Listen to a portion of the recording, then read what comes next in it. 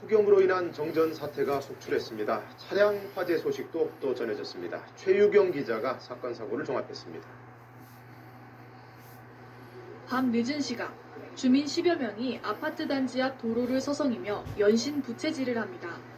놀이터 벤치에 앉아 잠시 더위를 잊어보려고 하지만 절로 흘러내리는 땀은 어쩔 도리가 없습니다. 어젯밤 11시쯤 이 아파트 단지 250세대에 전력 공급이 중단됐습니다. 지금 집에 선풍기도 안 돌아가고 도저히 깝깝해서 잠을 잘 수가 없어서 너무 더우니까 차에 에어컨을 틀고 안에서 그냥 텔레비 보고 있어요. 30년 넘은 낡은 변압기에 임시 방편으로 외부 변압기를 증설했지만 열대야의 전력 사용이 늘자 결국 다시 전기가 끊긴 겁니다. 어젯밤 9시 10분쯤 대구 파호동의 한 아파트 단지에서도 정전이 발생했습니다. 600여 가구에 2시간 동안 전기 공급이 끊겨 무더위 속에서 주민들이 큰 불편을 겪었습니다. 어제 오후 6시 10분쯤엔 대전 중리동 한밭대로에서 61살 이모 씨가 몰던 승용차에 엔진 과열로 추정되는 불이 났습니다. 이 사고로 차가 완전히 불탔지만 이 씨는 무사히 대피했습니다. KBS 뉴스 최유경입니다.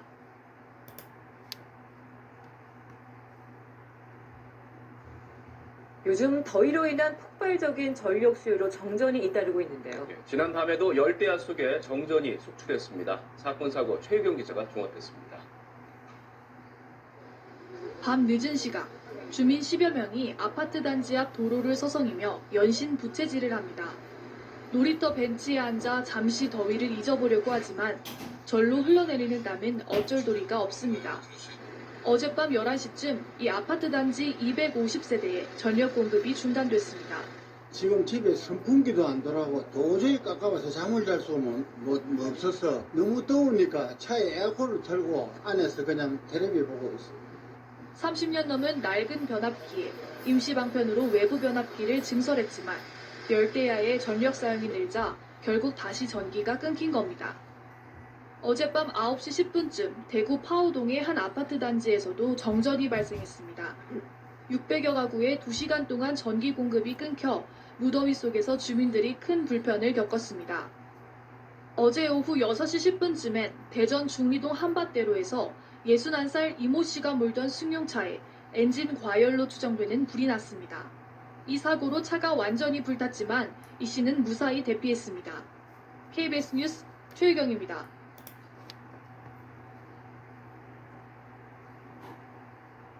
이런 무더위 속에 곳곳에서 정전 피해가 잇따랐습니다. 이 늘어난 냉방 전력 수요를 낡은 또 용량도 작은 변압기들이 버텨내지 못한 겁니다. 최유경 기자가 보도합니다. 밤 늦은 시각, 주민 10여 명이 아파트 단지 앞 도로를 서성이며 연신 부채질을 합니다. 놀이터 벤치에 앉아 잠시 더위를 잊어보려고 하지만 절로 흘러내리는 땀은 어쩔 도리가 없습니다. 어젯밤 11시쯤 이 아파트 단지 250세대에 전력 공급이 중단됐습니다.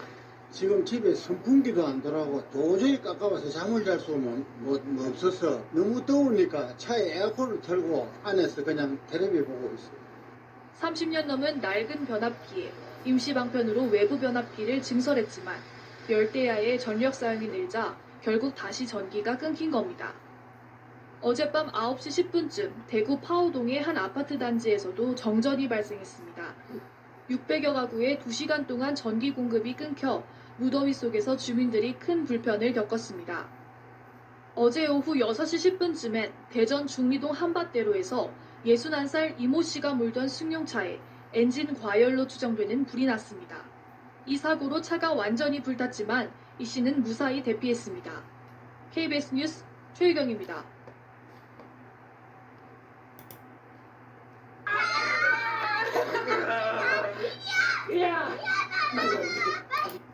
밤새 이어진 열대야 때문에 전력 사용량이 늘면서 곳곳에서 정전 피해가 잇따랐습니다. 전력 수요를 감당하지 못한 변압기 고장이 원인이었습니다. 최유찬 기자입니다.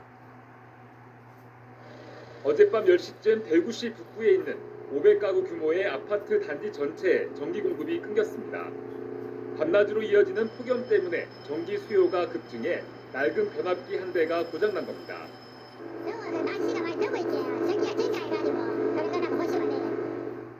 에어컨과 선풍기 등 전자제품이 모두 작동을 멈추면서 주민들은 큰 불편을 겪었습니다. 더워서 애들이 내일 학교도 가야 되는데 지금 잠을 못 자고 있으니까 그게 제일 걱정스러워요. 앞서 어젯밤 7시쯤엔 경남 창원의 한 아파트 250여 세대에도 전기 공급이 중단되는 사고가 발생했습니다. 이 아파트 역시 변압기가 문제였는데 전기 공급은 5시간가량 지난 자정 무렵에야 재개됐습니다. 전력 수요가 늘어나면서 정전 사고가 곳곳에서 속출하고 있지만 기록적인 폭염은 다음 달 중순까지 지속될 가능성이 높다고 기상청은 전망했습니다.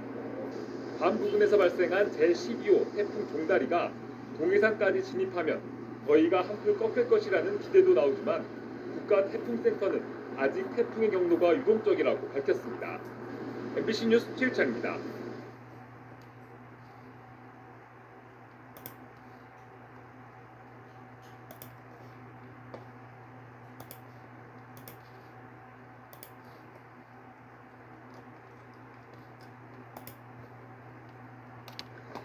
어젯밤 서울 양천구 아파트 단지 일대에 정전이 발생해 3,500여 가구가 불편을 겪었습니다.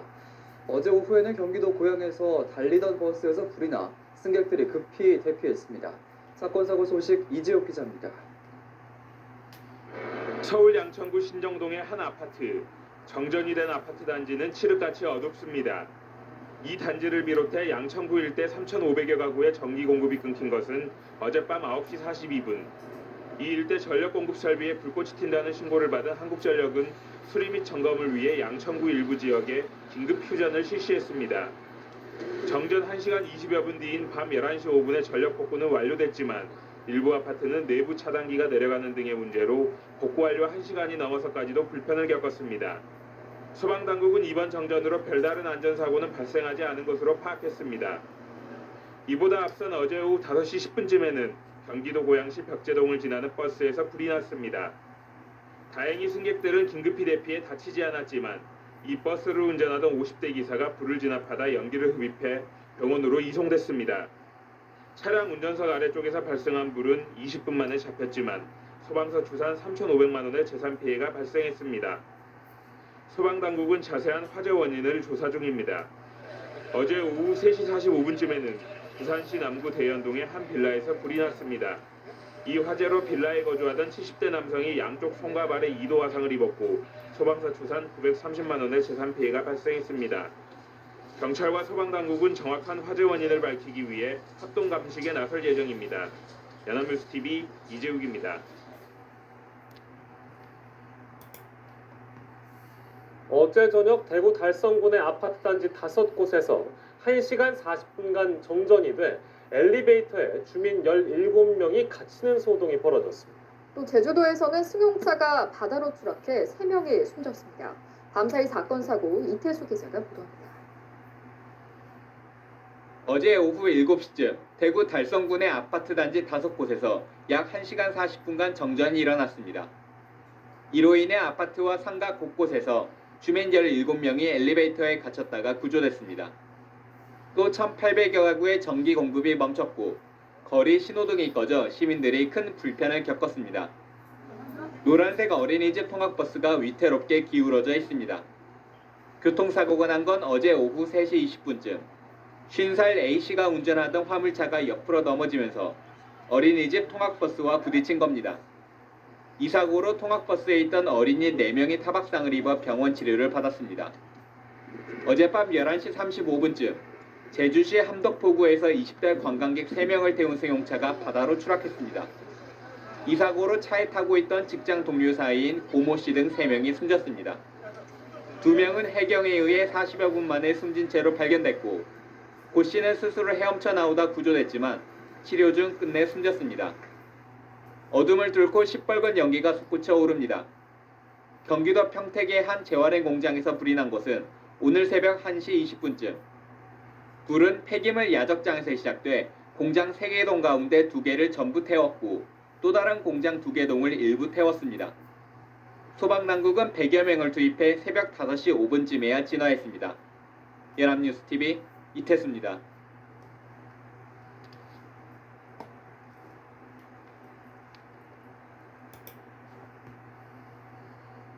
오늘 저녁 서울 지하철 2호선 강남역 승강장에서 스크린 도어와 지하철 사이에 사람이 끼어 숨지는 사고가 났습니다. 지하철 운행도 1시간 가까이 중단됐습니다. 취재기자 연결해 알아보겠습니다. 강준원 기자. 네, 강준원입니다. 1시간 전 뉴스에서는 지하철 운행이 중단됐다고 전해드렸는데 현재는 재개됐습니까? 네, 그렇습니다. 오늘 저녁 8시 20분쯤부터 2호선 모든 구간에서 지하철 운행이 재개됐습니다. 1시간 가까이 운행이 중단돼 불편을 겪었던 시민들도 현재는 지하철을 정상적으로 이용하고 있습니다. 앞서 저녁 7시 반쯤 강남역 승강장에서 스크린도어와 지하철 사이에 사람이 끼었습니다. 안타깝게도 이 사고로 29살 조모 씨가 숨졌습니다. 조 씨는 지하철이 역사에 들어올 당시 스크린도어 정비 작업을 하고 있었던 것으로 전해졌습니다. 긴급 출동한 소방대원들은 지하철과 스크린도어 사이에서 조 씨를 꺼냈지만 결국 숨진 것으로 확인됐습니다. 경찰은 지하철 기관사와 서울메트로 관계자 등을 상대로 정확한 사고 경위를 조사하고 있습니다. 사고가 발생한 과정에서 안전수칙을 제대로 지켰는지도 확인할 방침입니다. 지금까지 사회부에서 YTN 강준원입니다.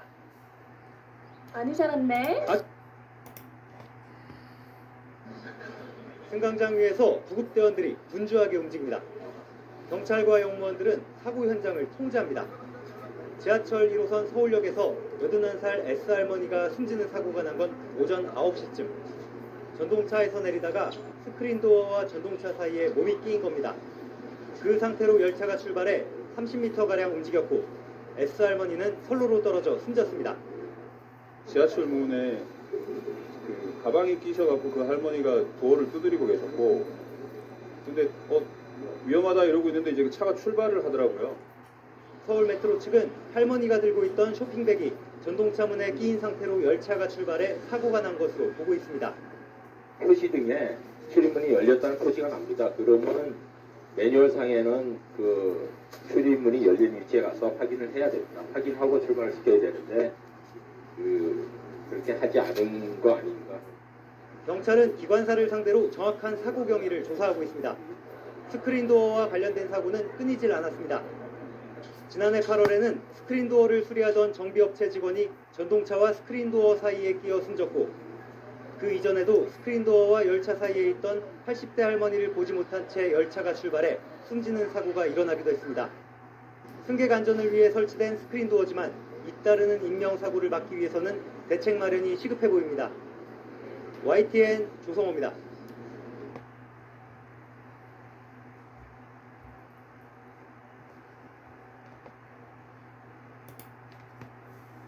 올바른 선택지를 고르세요. 그리고 뛰어난 품질을 선택하세요. 1865 당신은 알고 있으니까요. 경의선 철길 건널목을 건너던 마을버스가 시동이 꺼지면서 열차와 부딪혀 5명이 다쳤습니다. 버스가 멈추고 65초 만에 열차와 충돌했는데 현장의 빠른 대처로 대형 참사를 막을 수 있었습니다. 황준우 기자입니다. 마을버스 창문으로 승객들이 뛰어내립니다. 전철의 경적 소리가 들리고 8초 후 열차가 마을버스를 치고 멈춥니다.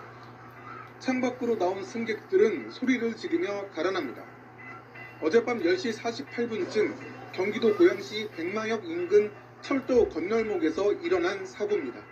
버스가 차단기 사이로 이미 돌진이 되어 있는 상태였고, 그 이후에 이제 열차가 와가지고 차가 밀린 것 같더라고요. 사고는 고양시 80번 마을버스의 시동이 철도 건널목을 지날 때 갑자기 꺼진 게 발단이 됐습니다. 수습기사 운전 중에 시동이 꺼졌고, 이후 건널목 차단기가 버스 지붕 위로 내려와 선배 기사가 운전대를 바꿔잡았지만 충돌을 피하지 못한 겁니다.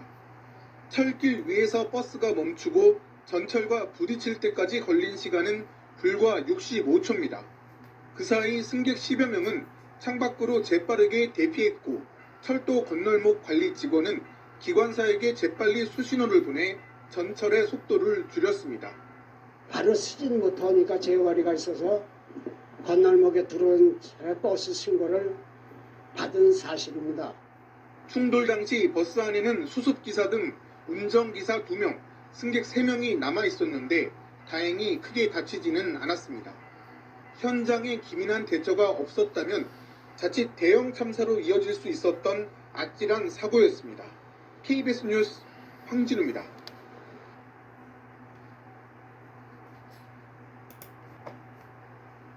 경기도 고양시의 경의선 철길 건널목 위에서 시동이 꺼져 멈춰선 마을버스가 경의선 전철에 치였습니다. 충돌 직전의 짧은 순간에 기민한 대처로 대형 참사를 피할 수 있었습니다.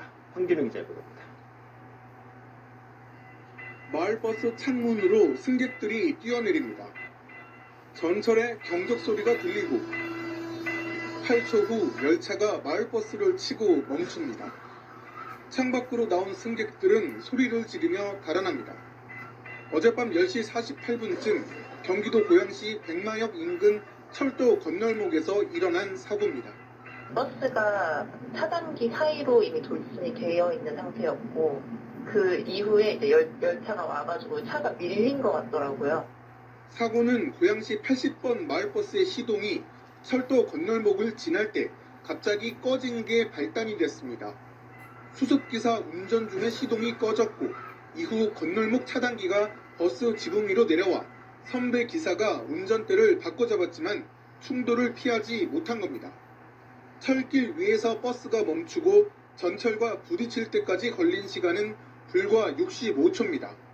그 사이 승객 10여 명은 창밖으로 재빠르게 대피했고 철도 건널목 관리 직원은 기관사에게 재빨리 수신호를 보내 전철의 속도를 줄였습니다.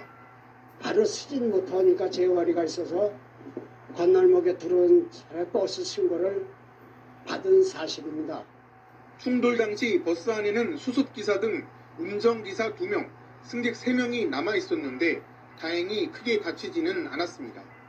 현장에 기민한 대처가 없었다면 자칫 대형 참사로 이어질 수 있었던 아찔한 사고였습니다. KBS 뉴스 황진우입니다.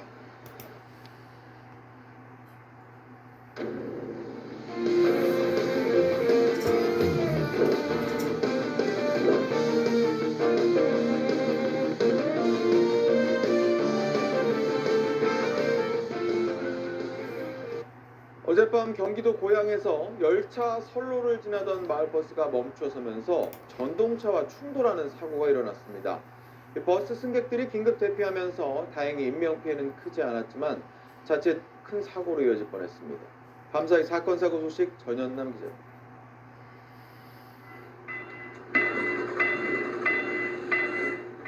열차가 온다는 경고음이 울리는데도 마을버스 한 대가 선로 한가운데 서 있습니다. 창문으로 승객들이 서둘러 대피하고 미처 빠져나오지 못한 승객들이 남아있는 상황에 전동차가 버스를 들이받습니다. 사고가 난 건 어젯밤 10시 50분쯤 경기도 고양시 경의중앙선 백마역 근처 철길 건널목입니다. 도와주시는 분들도 계시고 울면서 나오시는 분들 사람들이 엄청 소리 지르면서 내리고 막 피하라고 소리 지르고. 다행히 사망자는 없었지만 운전기사 등 5명이 다쳐 병원으로 이송됐습니다. 경찰은 견습기사 53살 유모 씨가 운전하다 시동이 꺼지면서 버스가 멈춰섰고 동승했던 기사 59살 김모 씨가 시동을 다시 걸려 했지만 실패하면서 사고가 났다고 밝혔습니다. 경찰은 버스 고장 등 정확한 사고 원인을 조사하고 있습니다. 어젯밤 9시쯤 울산 남구의 지상 4층, 지하 2층짜리 빌라 2층에서 불이 나 10분 만에 꺼졌습니다. 애완견 2마리가 질식사했고 소방추산 500만 원의 재산 피해가 났습니다. 소방당국은 전기 누전을 원인으로 추정하고 있습니다. 어젯밤 9시 50분쯤엔 세종시 도담동의 한 아파트 5층에 있던 정수기에서 불이 나 주민 50여 명이 대피하고 6명이 연기를 들이마셔 병원으로 실려갔습니다. SBS 전연담입니다.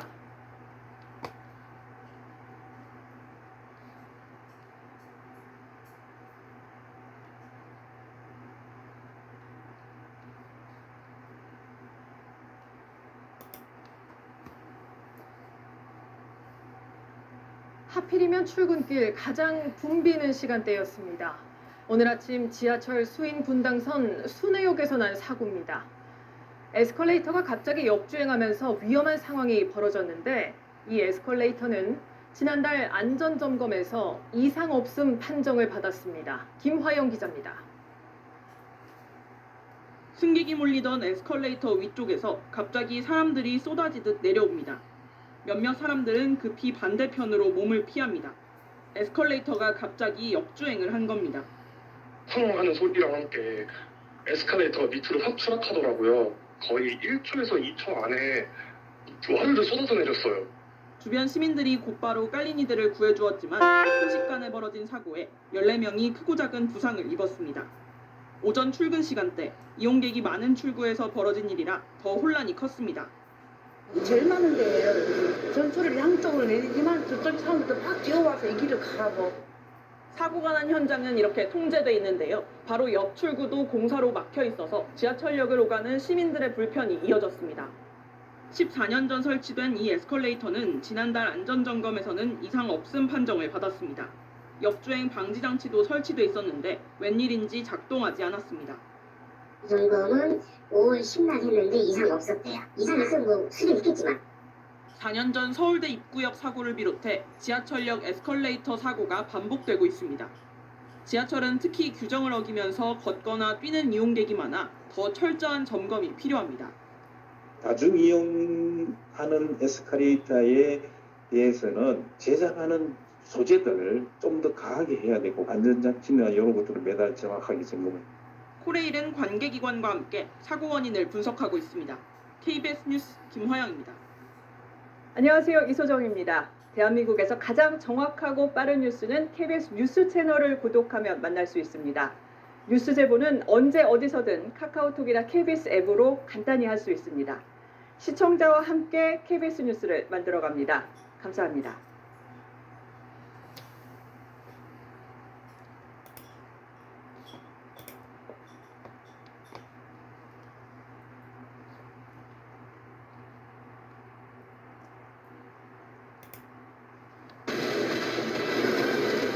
강력한 리얼탄산 100%.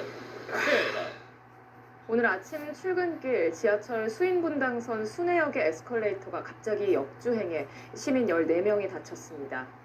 이 에스컬레이터는 지난달 안전점검에서는 이상 없음 판정을 받았습니다. 김화영 기자가 보도합니다. 승객이 몰리던 에스컬레이터 위쪽에서 갑자기 사람들이 쏟아지듯 내려옵니다. 몇몇 사람들은 급히 반대편으로 몸을 피합니다. 에스컬레이터가 갑자기 역주행을 한 겁니다. 쿵 하는 소리랑 함께 에스컬레이터가 밑으로 확 추락하더라고요. 거의 1초에서 2초 안에 와르르 쏟아져 내렸어요. 주변 시민들이 곧바로 깔린 이들을 구해주었지만 순식간에 벌어진 사고에 14명이 크고 작은 부상을 입었습니다. 오전 출근 시간대 이용객이 많은 출구에서 벌어진 일이라 더 혼란이 컸습니다. 제일 많은데 전투를 양쪽으로 내리지만 저쪽 사람들도 막 뛰어와서 이 길을 가라고. 사고가 난 현장은 이렇게 통제돼 있는데요. 바로 옆 출구도 공사로 막혀 있어서 지하철역을 오가는 시민들의 불편이 이어졌습니다. 14년 전 설치된 이 에스컬레이터는 지난달 안전점검에서는 이상 없음 판정을 받았습니다. 역주행 방지 장치도 설치돼 있었는데 웬일인지 작동하지 않았습니다. 점검은 5월 10날 했는데 이상 없었대요. 이상 있으면 뭐 수리 있겠지만. 4년 전 서울대 입구역에서도 비슷한 사고가 있었는데 지하철 에스컬레이터는 평소 이용객이 많은 만큼 더 철저한 점검이 필요합니다. 다중 이용하는 에스컬레이터에 대해서는 제작하는 소재들을 좀 더 강하게 해야 되고 안전장치나 이런 것들을 매달 정확하게 점검을. 코레일은 관계기관과 함께 사고 원인을 분석하고 있습니다. KBS 뉴스 김화영입니다.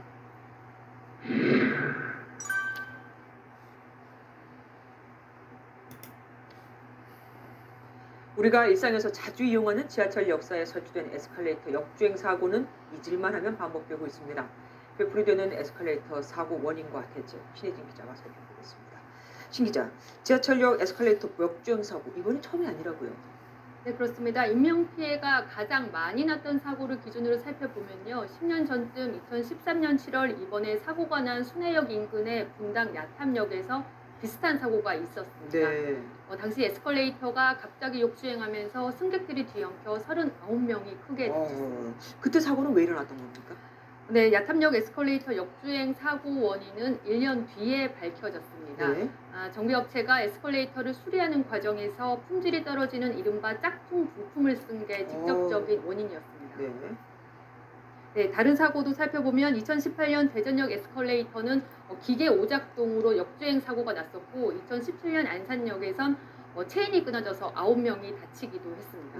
그러면은 이번처럼 이렇게 또 사고가 난 거는 그런 일들이 반복된 거라고 봐야 될까요? 네, 저도 그 부분이 궁금해서 전문가에게 직접 물어봤습니다. 에스컬레이터가 상승 방향으로 움직일 경우 발판까지 동력이 전달되려면 여러 장치들이 필요합니다. 네. 간단하게 살펴보면 에스컬레이터 발판 아래에 있는 여러 체인들이 서로 맞물리면서 동력을 상승부로 전달하는 구조입니다.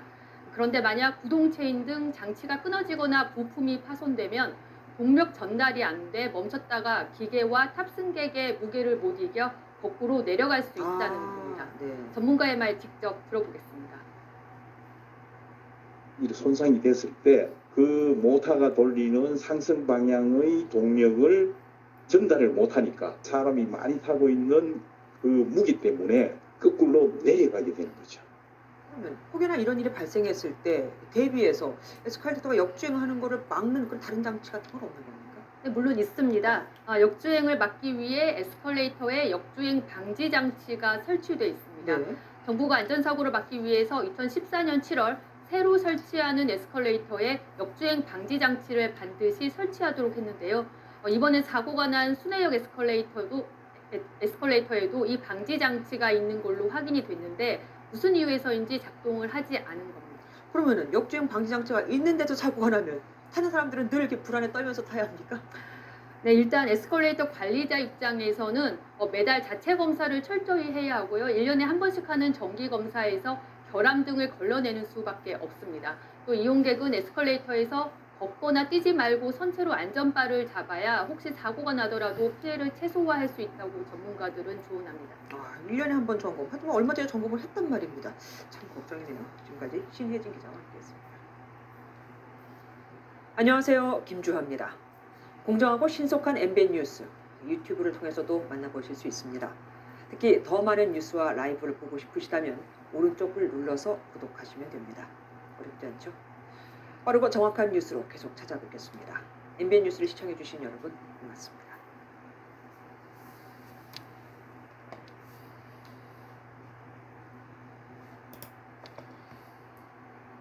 식사할 땐 폭풍우비 파는 식, 저녁 먹고 바로 눕는 식, 그런 식으로 할 거임? 베스탈 슈퍼자임. 식습관을 바꿀 수 없다면 소화제를 바꾸세요. 베스탈 슈퍼자임. 한독. 고소한 풍미, 아주 나이스한 헬스 플레저 아몬드 브리즈. 오늘 아침 출근길에 경기 성남시 분당구 지하철 분당선 순회역에서 에스컬레이터가 역주행해 이용객 14명이 다쳤습니다. 이 사고 에스컬레이터는 최근 실시된 정기 점검에서 이상 없음 판정을 받은 것으로 파악됐는데요. 네, 관련 내용 자세히 알아보겠습니다. 허 가천대 안전교육연수원장 전화 연결되어 있습니다. 네, 교수님 나와 계십니까? 예, 안녕하세요. 예. 네, 교수님 안녕하십니까.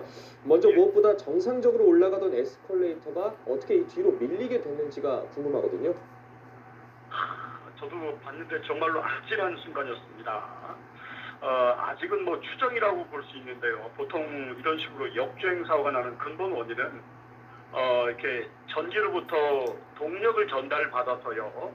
에스컬레이터 발판으로 연결해 주거든요. 이 구동 체인이 있는데 결국은 여기에 이 구동 체인에 이상이 발생해서 이런 문제가 발생했는데요. 과연 여기에 우선은 정확한 부품을 썼는지, 또 규격에 맞는 부품을 썼는지, 또 썼다 하더라도 제대로 잘 관리를 해줘야 되는데 이게 부실 관리가 된 게 아닌지, 뭐 이런 부분에 좀 한번 꼼꼼히 살펴봐야 될 것 같고요. 지난 2013년이었죠. 역시 또 분당선 야탐역에서 똑같은 이런 사고로 39명이 부상을 당했습니다. 그래서 그 이후로 역주행 방지를 하기 위한 그 장치를 설치하도록 의무화가 됐거든요. 근데 이번에 또 이런 사고가 발생했고, 그래서 이거는 지금 2014년 이후부터는 이런 역주행 방지 장치 설치가 의무화됐는데 그 전에 설치된 것들 한 뭐 2만 6천 대 가까이 되는 거로 보고 있거든요. 그래서 자칫 또 이런 사고가 계속해서 발생하면 어쩌나는 염려가 되는데요. 어떤 정밀 점검과 특단의 대책이 필요할 것 같습니다. 네, 말씀해 주신 것처럼 조사를 더 해봐야지 알겠지만 경찰 쪽에서는 수동으로 누군가 조작한 정황은 없다라고 합니다. 그렇다면 뭐 기계적인 결함에 의한 오작동이라고 봐야 될까요? 그래요. 아마 뭐 이것도 정밀 조사를 해봐야겠습니다만 경찰이 수동 조작 장치를 작동한 게 없다면 아마 맞을 겁니다. 또 제대로 작동한 것도 모르거든요. 그래서 결국은 이 에스컬레이터의 이 운영 관리는 그 위탁업체에서 맡아서 하고 있는데 예. 과연 여기서 결국은 이 정기 점검을 하고 위탁 관리를 맡기는 거는 이런 오작동 사고가 발생하지 않도록 사전에 예방하기 위함이거든요.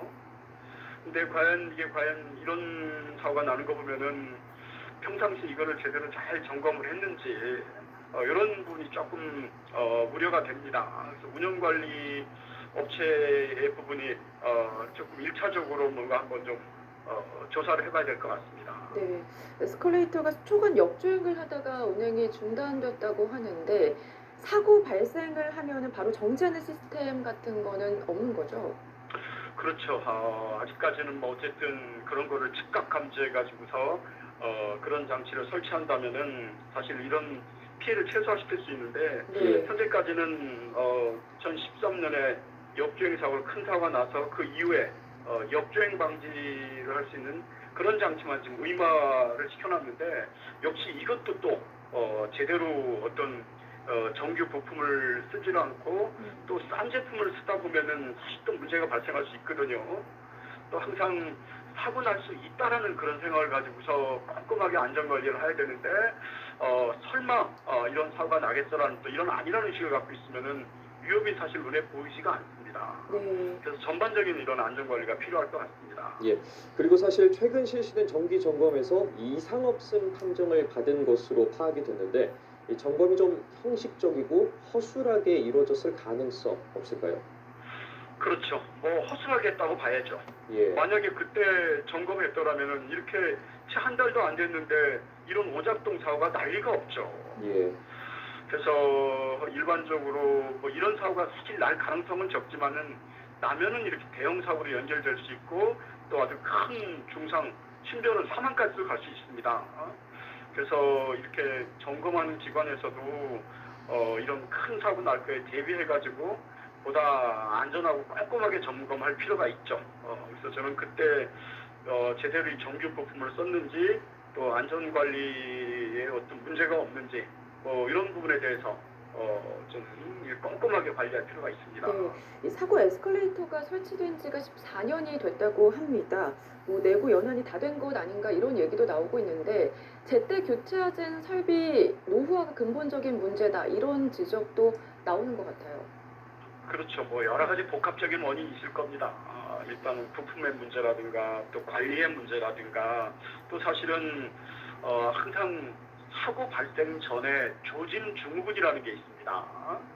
그래서 이런 대형 사고 나 전에는 어떤 조짐이 있을 수가 있는데 결국은 그런 거를 정기 점검을 통해 가지고 잡아내줘야 되는데 이런 부분에서 좀 꼼꼼하게 점검이 제대로 안 된 거 아닌가라는 그런 생각도 듭니다. 예. 교수님, 저희가 사고 당시 CCTV 영상도 계속 보여드리고 있는데 이 넘어진 이용객들이 에스컬레이터 하단부부터 좀 겹겹이 쌓이는 아찔한 상황이 연출이 됐거든요. 저도 지하철을 이용하지만 이 지하철 역사 내에서 에스컬레이터가 고장났다는 안내문 수시로 볼 수 있는데 이 전수조사를 좀 해야 할 필요성 보이거든요.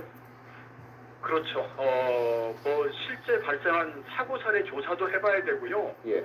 저는 이런 에스컬레이터를 이용하는 사람들한테 사고 날 뻔한 그런 아차 사례도 조사를 해봐야 됩니다. 예. 보통 300번의 사고 날 뻔하면은 29번의 사고가 나고 한 명은 치명적으로 목숨을 잃더라 또는 중상을 입더라.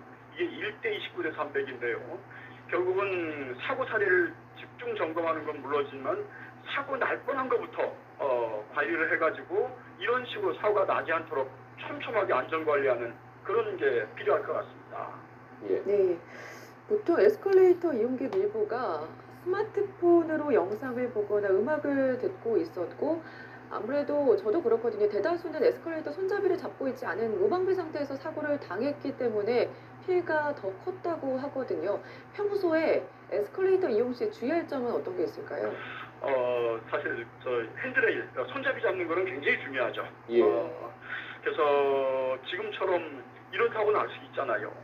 그래서 뭔가 내가 사고 날 수도 있다라는 또 그런 생각을 갖게 되면은 손잡이를 꽉 잡고 있게 되는 거죠. 그래서 근데 이제 조금은 뭐 좀 비위생자가 아니냐, 뭐 거기에 뭐 이런 대중 많은 사람도 이용하다 보니까 사실 그런 염려도 있는데, 그래서 이제는 정기적인 청소 잘 해주고 하니까는 반드시 이렇게 에스컬레이터 이용 시에는 꼭 손잡이를 잡고, 이 손잡이를 안 잡아가지고서 낙상하는 사고 가장 많고요. 그 다음에 또 끼임 사고거든요. 에스컬레이터 발판 사이에 끼는 사고요. 그래서 언제든지 이런 사고가 날 수 있다는 생각을 가지고서 우리가 좀 꼼꼼하게 이용하는 승객도 이런 사고에 대비하는 노력도 필요할 것 같습니다. 핸들을 잡는 거는 기본입니다.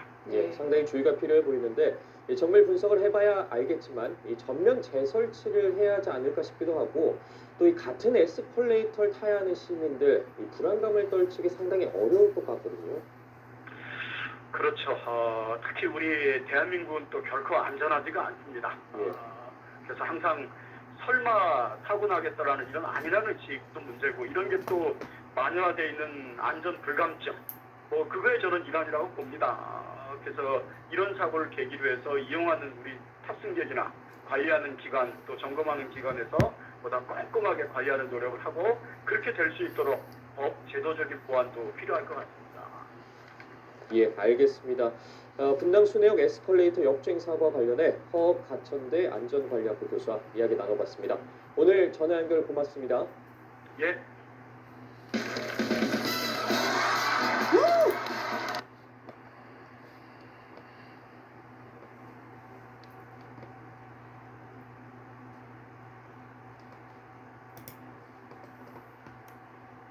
어젯밤 서울 강남 한복판에서 정전이 발생했습니다. 정전으로 신호등이 꺼져 교통체증이 발생했고, 상인들은 장사를 중단해야 하는 등 시민들이 큰 불편을 겪었습니다. 이재욱 기자입니다. 어젯밤 서울 강남구 역삼동의 한 거리, 모든 건물에 불이 꺼져 거리가 칠흑같이 어둡습니다.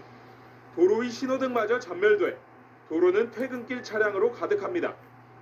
이 일대에서 정전이 일어난 건 어제 오후 5시 20분쯤. 전선길이 맞닿아 불꽃이 튀면 끊어져 정전이 발생했습니다. 제가 편의점을 들어갔다가 나오는데요, 갑자기 번개 치는 소리가 나서 제가 오른쪽으로 고개를 돌렸더니 관심주에서 뭔가 달랑달랑 보이더라고요. 정전이 일어난 역삼동 일대는 가게와 식당이 몰려있는 상권 지역인데요. 손님이 몰리는 금요일 저녁, 장사를 하던 상인 등 시민들이 큰 불편을 겪었습니다. 장사를 저녁으로 못하죠. 정전으로 상가 건물 등을 포함해 모두 965세대가 피해를 입었고, 한국전력 관계자가 급히 복구 작업을 벌여 정전 2시간 만에 전기 공급이 재개됐습니다. 한전은 정전의 정확한 원인을 조사할 예정입니다. 어제 저녁 6시쯤에는 서울 용산구 한강대교 근처 강변북로 일산 방향으로 달리던 승용차에서 불이 나 15분 만에 꺼졌습니다. 이 불로 다친 사람은 없었지만 차량이 모두 불에 탔습니다. 이보다 앞선 어제 오후 5시 15분에는 경남 창원시 진전면의 한 버섯 농장에서 불이 나 1시간 만에 꺼졌습니다. 인명피해는 없었지만 394제곱미터 규모의 버섯 재배시설 한 동이 불에 타 5천만 원 상당의 재산 피해가 발생했습니다. MBC 뉴스 이재욱입니다.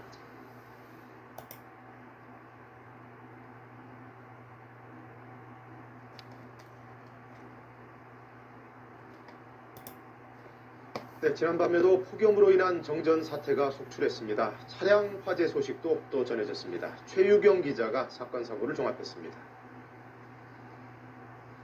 밤 늦은 시각, 주민 10여 명이 아파트 단지 앞 도로를 서성이며 연신 부채질을 합니다.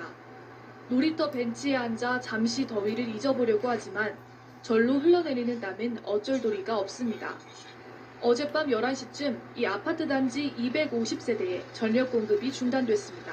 지금 집에 선풍기도 안 돌아가고 도저히 깝깝해서 잠을 잘 수가 없어서 너무 더우니까 차에 에어컨을 틀고 안에서 그냥 텔레비 보고 있어요. 30년 넘은 낡은 변압기에 임시 방편으로 외부 변압기를 증설했지만 열대야의 전력 사용이 늘자 결국 다시 전기가 끊긴 겁니다. 어젯밤 9시 10분쯤 대구 파호동의 한 아파트 단지에서도 정전이 발생했습니다. 600여 가구에 2시간 동안 전기 공급이 끊겨 무더위 속에서 주민들이 큰 불편을 겪었습니다. 어제 오후 6시 10분쯤엔 대전 중리동 한밭대로에서 61살 이모 씨가 몰던 승용차에 엔진 과열로 추정되는 불이 났습니다. 이 사고로 차가 완전히 불탔지만 이 씨는 무사히 대피했습니다. KBS 뉴스 최유경입니다.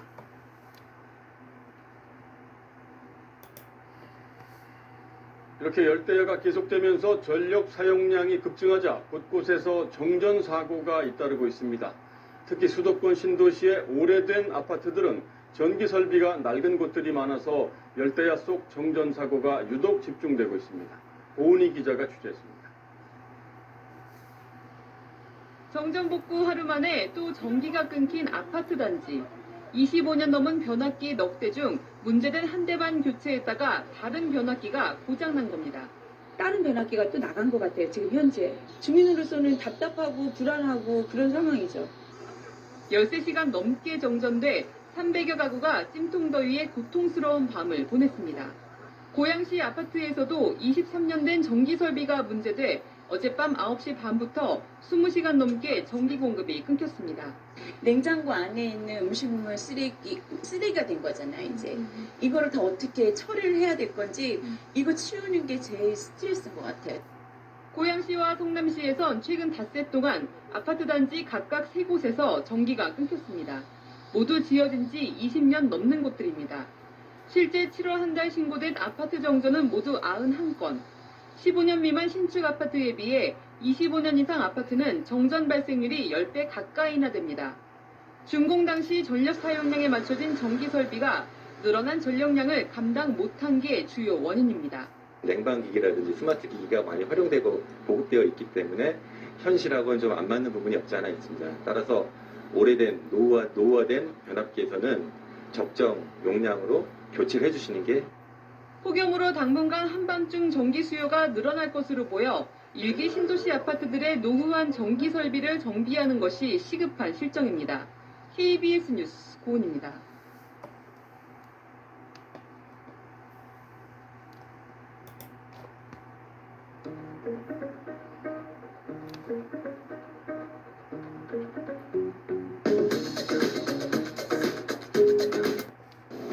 밤사이 정전 피해도 속출했습니다. 변압기가 늘어난 전력 사용량을 견디지 못한 건데 복구에 시간도 걸리고 폭염과 열대야도 계속될 전망이어서 주민들의 불편도 당분간 이어질 전망입니다. 장혁수 기자가 보도합니다. 아파트 곳곳에 불이 꺼졌고 전기 분전함이 열려 있습니다. 평소처럼 이제 에어컨 틀고 지내다가 전기가 다 나갔다고 그러면서 이제 그 집만 나간 줄 알았는데 나와서 보니까 다 나갔다고 전구가. 어젯밤 9시 50분쯤 서울 관악구 한 아파트가 정전됐습니다. 전기는 20여 분 만에 다시 공급됐지만 냉장고와 에어컨 등 전자제품이 모두 작동을 멈추면서 주민들은 큰 불편을 겪었습니다. 비슷한 시각 경기 성남시와 부천 아파트에서도 정전이 발생했습니다. 정전 시간이 더 길어 주민들이 큰 불편을 겪었습니다. 경기도 고양시 아파트도 정전으로 580세대가 고통을 겪었습니다. 정전에 엘리베이터에 탔던 주민 6명이 갇혀 119 구조대가 구조했습니다. 한전은 열대야로 전력 사용이 늘었고 변압기를 교체해야 하는 만큼 복구에 시간이 걸릴 것으로 전망했습니다. 지금 세대는 아직 전기를 사용을 못하고 있고요. 비상 등하고 이제 그 엘리베이터 쪽만 되는 걸로 알고 있습니다. 수도권은 한밤 기온도 30도에 이르는 초열대야 현상이 며칠 이어질 전망이어서 정전 불안감도 커지고 있습니다. TV조선 장혁수입니다.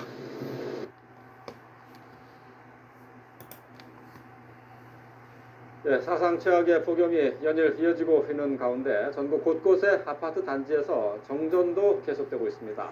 낡은 설비 때문이라고 하지만 살인적인 무더위에 전기 공급이 끊기면서 주민들의 불편이 이만저만이 아닙니다. 현장 24 이경국 기자가 취재했습니다. TV를 켜고 선풍기 버튼을 눌러봐도 아무런 반응이 없습니다. 냉장고와 음식은 상하기 일보 직전, 집안은 찜통으로 변했습니다. 폭염 경보까지 내려졌지만 주민들은 할 수 없이 열기를 피해 집 밖으로 나왔습니다. 경기 고양시의 아파트는 변압기 고장으로 이틀 넘게 전기 공급이 끊겼습니다. 어저께 샤워를 갖다가 5번 정도 했어요. 더워갖고요. 잠이 너무나 안 오고 더워. 정전이 발생한 아파트입니다. 찌는 듯한 더위에 정전이 이어지면서 일부 주민은 이렇게 비상용 발전기를 설치하기도 했습니다. 약속했던 시간을 넘겨서도 정전이 해결되지 않자 주민들은 구청을 찾아 항의하기도 했습니다. 부품이 없어서 일주일에서 보름이 걸린다는 거예요. 주민이 이 불법들이 어떻게 사느냐고. 기록적인 폭염 속에 아파트 정전이 곳곳에서 잇따르고 있습니다.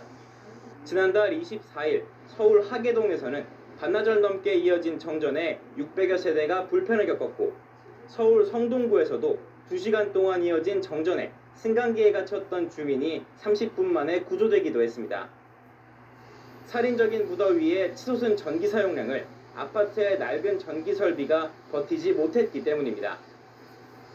지난달 발생한 아파트 정전은 모두 91건, 1년 전과 비교하면 2배 넘게 증가했습니다. 한국전력 측은 이례적인 폭염에 아파트 설비의 노후화가 주된 원인이라며 설비 교체가 필요하다는 말만 반복합니다. 하지만 전문가들은 오래된 장비의 교체를 위한 지원 방안을 포함해 한전 측이 안정적으로 전기를 공급할 수 있는 효과적인 대책을 마련해야 한다고 지적합니다. 한전 측도 산업부와 협의해서 주택마다 공급할 수 있는 전력량을 늘릴 수 있도록 제도적 보완책을 서둘러서 마련해야 됩니다. 한전과 아파트가 적극적인 해결에 책임을 미루는 사이 정전으로 인한 불편과 불안은 계속되고 있습니다. YTN 이경국입니다.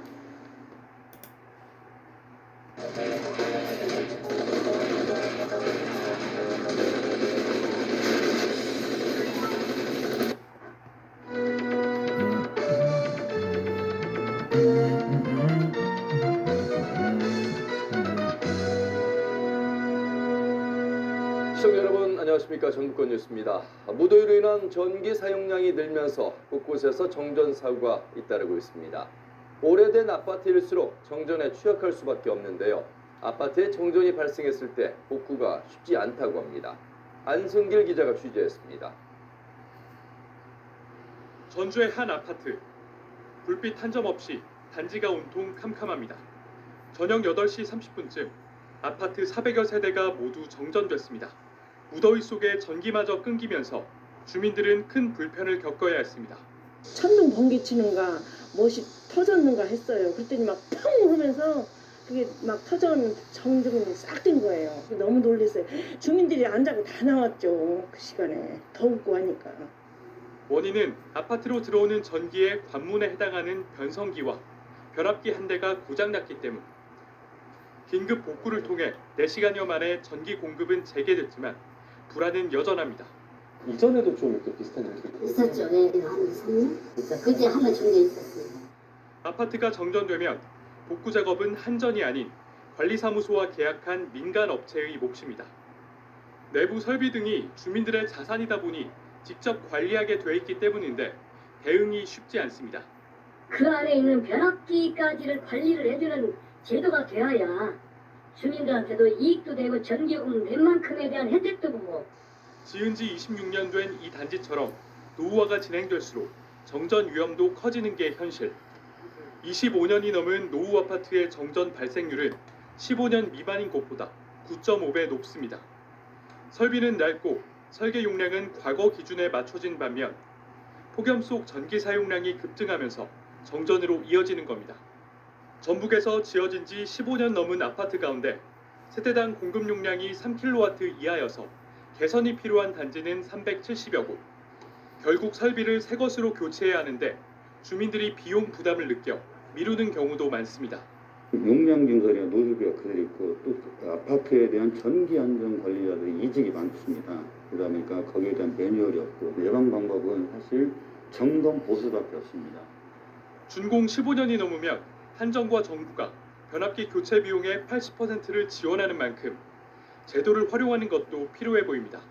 KBS 뉴스 안승길입니다.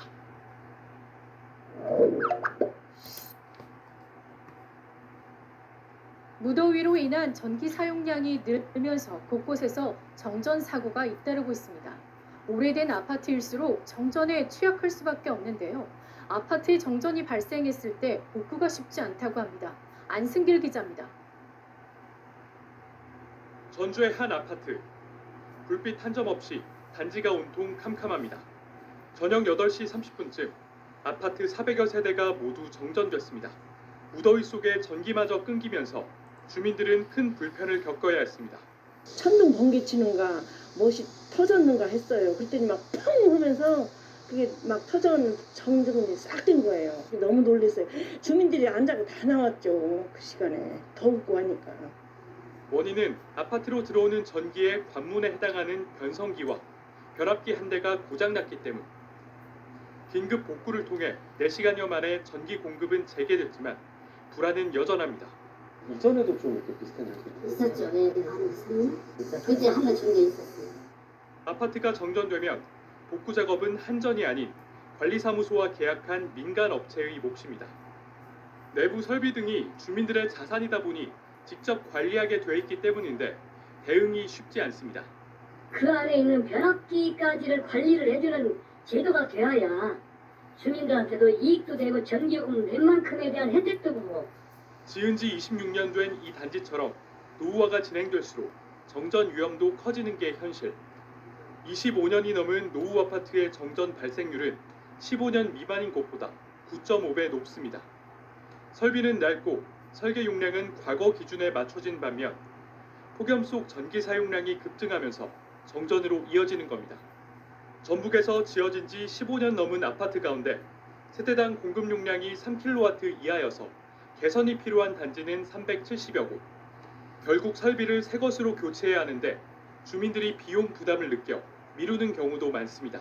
용량 증설이나 노후비가 그대로 있고 또 아파트에 대한 전기 안전 관리자들의 이직이 많습니다. 그러다 보니까 거기에 대한 매뉴얼이 없고 예방 방법은 사실 점검 보수밖에 없습니다.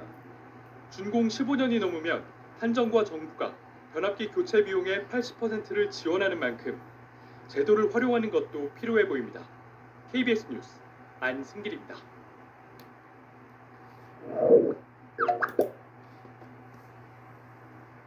전력 사용량이 크게 늘면서 정전 사고가 자주 나고 있습니다. 어젯밤 1,600가구가 정전된 창원의 한 아파트 단지는 자체 전기 공급 시설을 20년 넘게 사용한 것으로 확인됐는데요. 전력 사용량이 늘수록 오래된 차단기 작동에 문제가 생길 가능성이 큽니다. 김효경 기자가 취재했습니다. 경남 창원의 한 아파트 단지. 불빛 하나 없이 캄캄합니다. 어젯밤 9시 35분쯤 1,600여 가구 전체가 정전됐습니다. 어젯밤 창원의 최저 기온은 25.2도로 열대야였습니다. 돌잡이 아이를 키우며 곧 출산을 앞둔 임산부도 갑작스런 정전을 피할 수 없었습니다. 픽 소리 나면서 확 나갔어요. 집에 아기는 더워가지고 이제 계속 뒤척이고 무선 선풍기 이제 그 충전해 놓은 걸로 아기만 쐬고. 1,600여 가구 가운데 1,300가구는 40분 만에 복구됐지만 420여 가구는 3시간 가까이 더위와 싸워야 했습니다. 차단기 노후로 인하여 전기 화재가 발생하였습니다.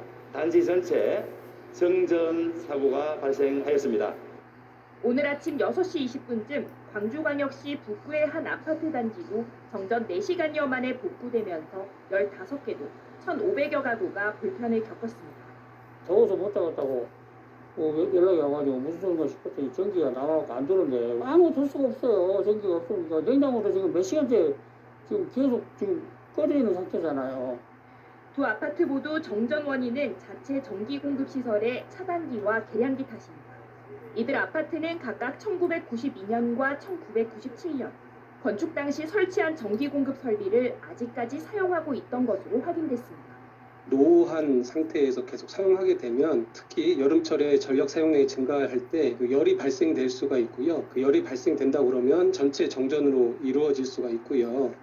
한국전기안전공사 등은 차단기 등 전기 설비의 통상 사용 기한을 20년으로 보지만 별다른 규정이나 지침 없이 공고 수준에 그치고 있습니다. KBS 뉴스 김효경입니다.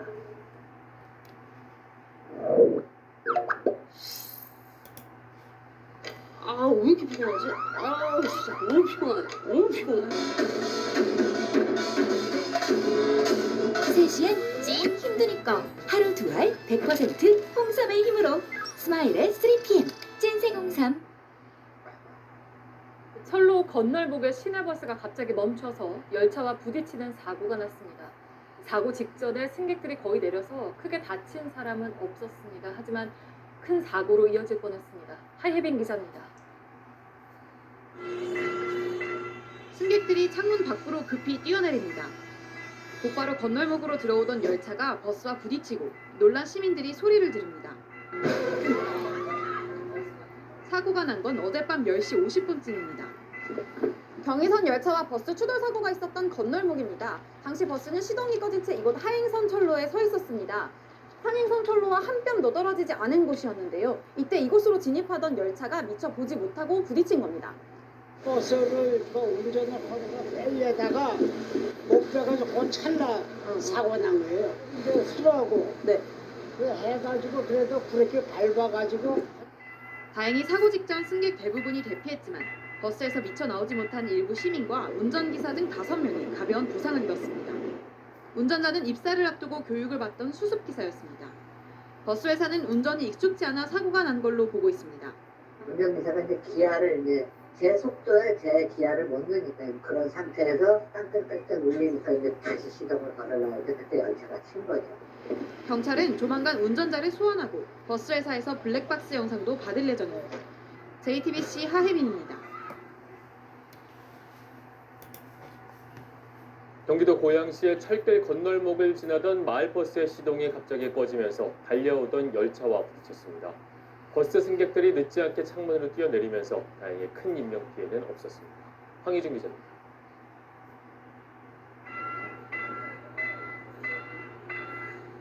열차가 곧 들어온다는 경보음이 쉴 새 없이 울리고 승객들이 버스 창문에서 뛰어내립니다. 열차 경적 소리까지 들리자 움직임은 더 다급해지고 곧이어 굉음과 함께 버스가 오른쪽으로 튕겨나갑니다. 어젯밤 10시 50분쯤 경기도 고양시 백마교 근처 철길 건널목에 멈춰선 마을버스를 서울행 경의중앙선 열차가 들이받았습니다. 사람들도 막 소리 지르고 이러고 내리라고 하고 문을 열어달라고 했는데 못 열어준 건지 그 시동이 안 걸려서 창문으로 이제 내려야 하는 상황이었단 말이에요. 건널목으로 들어선 버스는 이곳에서 시동이 꺼졌고 20-30초 정도 멈춰선 상태로 있다가 달려오던 열차와 충돌했습니다. 버스에 타고 있던 15명 중 운전자 53살 유모 씨와 승객 3명이 경상을 입고 병원으로 옮겨졌고 경의중앙선 열차 운행이 30분 지연됐습니다. 다행히 큰 피해는 없었지만 아찔한 순간이었습니다. 한 50cm만 더 들어왔어도 더 큰 사고죠. 근데 이 앞부분만 이제 그 슬쩍 피켓을 받아서 그렇지 그래서 큰일 날 뻔했어요. 경찰 조사 결과 운전자 유 씨는 버스 운행을 시작한 지 2주가 지나지 않은 견습 기사로 건널목에 진입하자마자 갑자기 시동이 꺼졌다고 진술한 것으로 알려졌습니다. 시동이 꺼지니까 차가 못 움직이니까 시동 걸렸는데 안 걸려서 마침 기차 차단기 되어서 이제 차가 얻어가는. 경찰은 운전자 유 씨와 목격자 등을 상대로 정확한 사고 경위를 조사하고 있습니다. MBC 뉴스 황의준입니다. 경기도 고양시의 한 철도 건널목에서 갑자기 시동이 꺼진 버스가 열차와 충돌하면서 운전기사와 승객 등 5명이 다쳤습니다. 당시 사고 영상을 보면 자칫 대형 사고로 이어질 뻔한 아찔한 상황이었는데요. 입사한 지 얼마 안 되는 견습기사의 운전 미숙이 사고 원인이었습니다. 조희영 기자가 취재했습니다. 철길 건널목을 가로막고 있는 마을버스. 시동이 꺼져 출입문이 안 열리자 승객들이 창문을 열고 탈출합니다. 곧이어 경의중앙선 전동차의 경적 소리가 들리고 달려오던 전동차가 그대로 버스 앞부분을 들이받습니다. 승객들이 혼비백산, 고함을 지르며 달아납니다. 한 50cm만 더 들어왔어도 더 큰 사고죠. 그 앞부분만 이제 그 슬쩍 피켜서 받아서 그렇지, 그래서 큰일 날 뻔했어요. 건널목에서 멈춘 버스를 열차가 들이받으면서 버스기사 53살 유모 씨 등 5명이 다쳐 병원에서 치료를 받았습니다. 버스기사 유 씨는 지난달 입사한 견습기사로 건널목에서 기어를 변속하다가 실수로 시동을 꺼뜨린 것으로 알려졌습니다. 일단은 변속을 해가지고 출발해서 나가야 되는 중앙하니까 그래 정신없이 그냥 시동 껐다가 차단에 들어가 있으니까 시동이 다시 꺼져버린 거야. 함께 타고 있던 교육 담당 기사가 재빨리 차를 뒤로 빼면서 버스 앞부분만 기차에 부딪혔고 다행히 큰 인명피해로 이어지진 않았습니다. 전동차는 건널목에 버스가 있다는 연락을 받고 서둘러 브레이크를 작동시켜 속도를 줄였지만 가속도로 인해 버스를 들이받고 나서야 멈춰섰습니다. 경찰은 버스기사 유 씨를 철길 건널목 통과 방법 위반 등의 혐의로 조사하고 있습니다. 지난달에도 강원도 동해시의 한 철길 건널목에서 승용차에 타고 있던 70대 노인과 30대 아들이 기차에 치여 숨지는 등 철길 건널목 사고가 잇따르고 있습니다. MBC 뉴스 조희영입니다.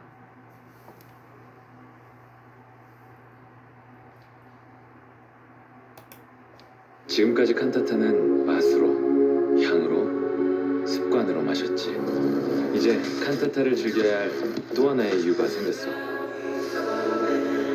가볍게 즐기는 색다른 커피, 칸타타 블랙 플러스.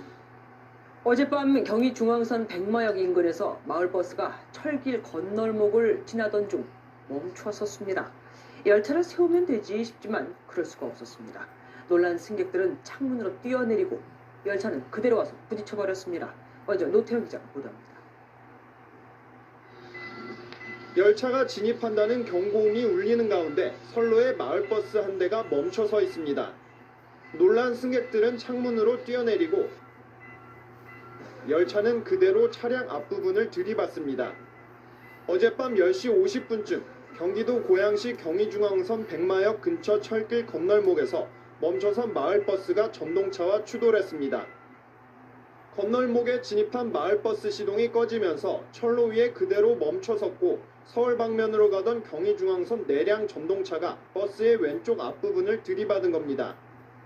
진입을 해가지고 접촉할 그 상황이 있었어요. 열차를 정지하기 위해서 적석봉을 흔들면서 사고가 난 마을버스입니다. 차량 왼쪽 앞부분은 심하게 찌그러졌고 운전석 쪽 창문은 산산조각 났습니다. 사고 당시 견습 기사가 운전 중이었는데 동승했던 다른 기사도 다시 시동을 거는데 실패했고 결국 달려온 전동차를 피하지 못했습니다. 한 분은 병원에 계시는데 한 분은 좀 크게 안 다쳤고 그래서 병원에 왔다 갔다 하고 잘 왔다 갔다 하다 보니까 천만다행으로 5명이 가벼운 부상만 당한 상황. 경찰은 갑자기 버스가 왜 멈춰섰는지 등 정확한 사고 원인을 조사하고 있습니다. MBN 뉴스 노태현입니다. 오늘 아침 강원도 동해에선 철도 건널목을 지나던 승용차가 열차와 부딪혔습니다. 가족을 만나러 가던 70대 어머니와 30대 아들이 숨졌습니다. 이 내용은 G1 최경식 기자가 취재했습니다. 동해시 망상동의 한 철도 건널목. 흰색 승용차가 차단기 사이로 진입하는 순간 열차가 빠른 속도로 달려와 그대로 충돌합니다. 사고 충격으로 승용차는 종이장처럼 심하게 구겨졌습니다. 철도 건널목에서 승용차와 충돌한 열차는 100m가량 떨어진 이 지점에서 멈춰섰습니다. 아주가 소리가 났어요. 나도 내가 출근하고 싶어서 자다가 깨서 창문을 열어보니까 그래서 차가 끌려서 초등학교 앞쪽까지 끌려가 있으니까 승용차와 열차가 충돌한 건 오늘 오전 7시 15분쯤 강릉에서 출발한 청량리행 무궁화 열차가 동해 망상해수욕장 인근을 달리던 중 승용차와 충돌했습니다. 이 사고로 승용차 운전자 중국 국적의 37살 김모 씨와 함께 타고 있던 어머니 71살 정모 씨가 병원으로 옮겨졌지만 숨졌습니다. 이들은 사고 현장 근처 해수욕장에 있는 가족들을 만나러 가던 길에 사고가 난 것으로 알려졌습니다. 열차에 타고 있던 승객들은 다치지 않았지만 사고 수습으로 인해 55분간 열차 운행이 지연됐습니다. 코레일은 철도 건널목에 열차가 진입할 당시 차단기가 내려가 있는 등 시스템이 정상 작동한 것으로 보고 있습니다. 경찰은 사고 현장 주변의 CCTV 영상 등을 토대로 정확한 사고 경위를 조사하고 있습니다. 지원뉴스 최경식입니다.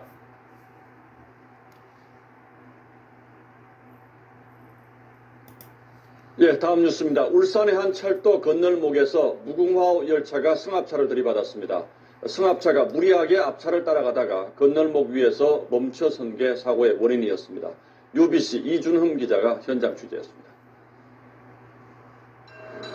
열차가 달려와 건널목에 서 있는 승합차를 들이받습니다. 차량 앞자리에 탄 2명이 충돌 직전 가까스로 몸을 피합니다. 출근 시간인 오늘 아침 8시 50분쯤 울산 북구의 한 철도 건널목에서 부산 방향으로 가던 무궁화호 열차가 승합차를 들이받았습니다. 차가 들어서자마자 소리가 울렸다고 그래요. 차가 완전히 정면으로 이렇게 친 게 아니고 겉들이 보고 살짝 치면서 사고 충격으로 승합차의 뒷부분은 움푹 패였고 뒷문은 떨어져 나갔습니다. 무리한 꼬리 물기가 사고의 원인이었습니다. 사고 당시 차량 정체로 정지선에 서야 했지만 승합차는 계속 앞으로 가다 건널목에 갇혔고 때마침 들어온 열차를 피하지 못했습니다. 차에 타고 있던 2명은 빠져나왔지만 미처 피하지 못한 나머지 1명은 다쳐 병원에서 치료를 받고 있습니다. 이 내리자 기차가 와서 박아버린 거예요. 그래도 기차가 저기서부터 이거를 치면서라 속력을 많이 치겠어요. 사고 여파로 열차 운행은 30분 가까이 중단됐고 주변 교통이 통제됐습니다. 경찰은 꼬리물기같이 무리한 운전은 큰 사고로 이어질 수 있다며 주의를 당부했습니다. UBC 뉴스 이준흠입니다. 요즘 철길에 있는 건널목은 대부분 지키는 사람은 없고 차단봉만 내려오는데요.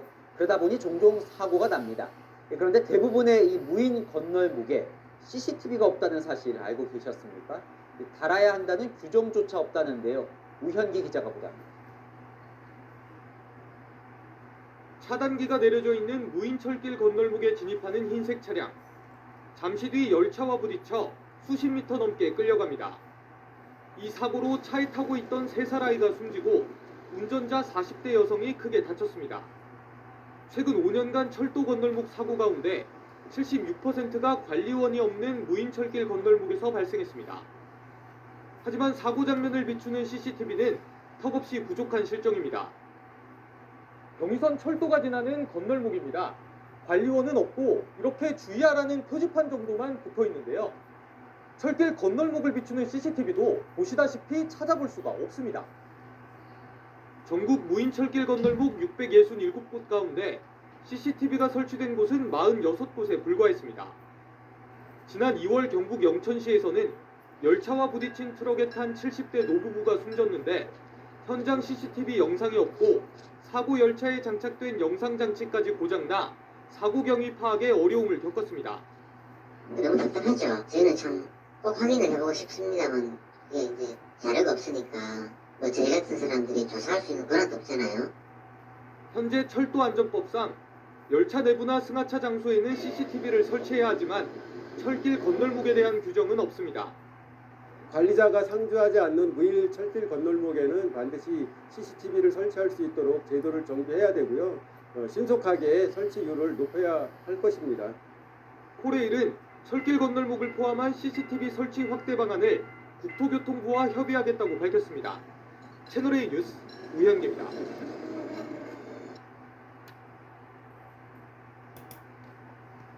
그제밤 벌어진 마을버스와 열차의 충돌 사고 때 무전이 먹통이었다는 사실 MBN이 단독으로 전해드렸죠. 그런데 사고를 막을 수 있는 안전장치가 더 있었던 것으로 드러났습니다. 총 3중으로 안전장치가 있었지만 모두 다 작동하지 않았던 겁니다. 손하늘 기자가 단독 보도합니다. 사고 30초 전 상황입니다. 건널목 차단기가 버스 지붕에 막혀 내려가지 못합니다. 이런 경우 건널목을 차단하지 못하고 있다는 신호가 자동 전송돼야 합니다. 차단기가 좀 덜 내려간다든가 하면은 고장 패치가 저기 되게끔 돼 있고. 하지만 어떤 이유에선지 이 경보는 관제 근무자까지 전달되지 않았고 열차는 그대로 진입했습니다. 우리가 스스로 알아서 정부가 올려서 소통하는 걸 모르는 거예요. 다른 안전장치도 무용지물이었습니다. MBN이 입수한 비상 매뉴얼입니다. 비상시 열차 운행을 강제로 멈출 수 있는 단락용 동선과 비상 정지 버튼을 사용하라고 쓰여 있습니다. 하지만 사고가 난 건널목엔 단락용 동선이 아예 없었고 비상 정지 버튼은 있었지만 평소에 익혀두지 않아 사용을 못했습니다. 확인을 안 해봤죠. 그런 사고가 없었으니까 몰랐었는데 그 생각을 미처 안 하고 마지막 보루인 무전 긴급 통보도 무전기가 아예 고장나 시도조차 못했습니다. 더 큰 문제는 일부 다른 건널목도 사정이 비슷하다는 점입니다. 저 아래는 안 돼요. 안 돼요. 항상하지 안 된다.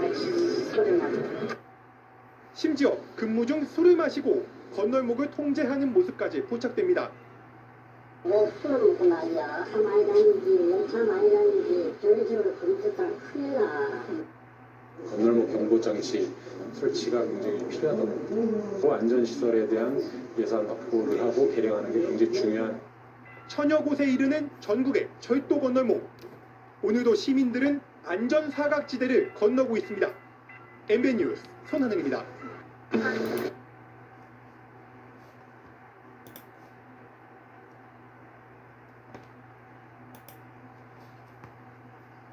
자, 이렇게 에스컬레이터가 반대 방향으로 움직이는 사고는 이번이 처음은 아닙니다. 그래서 정부는 이미 9년 전에 역주행을 막는 장치를 반드시 달도록 했지만 사고는 반복되고 있습니다. 뭐가 문제인지 박하정 기자가 취재했습니다. 에스컬레이터 계단을 가득 메운 사람들이 와르르 무너지듯 넘어집니다. 10여 년 전에도 오늘 사고와 닮아있는 에스컬레이터 사고가 있었습니다. 에스컬레이터 발판을 이동시키는 체인이 끊어져 난 사고였습니다.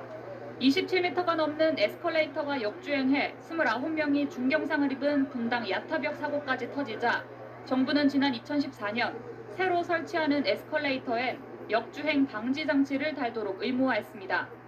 하지만 의무화 이전에 이미 전국에 설치된 에스컬레이터는 2만 6천여 대에 달했습니다. 사고가 난 순회역 에스컬레이터도 의무화 이전인 2009년 설치됐는데 2020년 역주행 방지 장치를 뒤늦게 장착한 경우입니다. 월간 점검에서도 문제를 발견하지 못한 만큼 이번처럼 노후화 경계선인 에스컬레이터에 대해서도 정밀 점검이 필요한 시점이라고 전문가들은 지적합니다. 승강기 안전관리법상 설치 15년이 지나야 노후가 됐다고 보고 정밀 검사 대상이 됩니다. 부품들의 마모라든가 손상이 일어날 확률이 조금 높아지죠. 발판에 자기 무게의 10배에서 20배까지 충격을 주거든요. 동력 전달 체계가 그만큼 충격을 받고 있다는 거죠. 2013년 야타벽 사고 당시엔 소음이 난다는 신고를 받은 수리업체가 부품 중 하나를 강도가 떨어지는 짝퉁으로 교체하고 전용 윤활유를 쓰지 않은 게 사고의 원인이 됐던 만큼 규정에 맞는 보수가 이루어지고 있는지도 점검해야 합니다. SBS 박하정입니다. 네, 안녕하십니까, 김현우입니다. 더 많은 뉴스와 라이브 이벤트를 보고 싶으시면 화면 오른쪽을 눌러서 구독해 보시길 바라겠습니다. 또 저희 SBS 앱을 다운로드 하시면 속보 알림도 받아보실 수 있습니다. 항상 저희 SBS 뉴스를 시청해 주셔서 대단히 고맙습니다.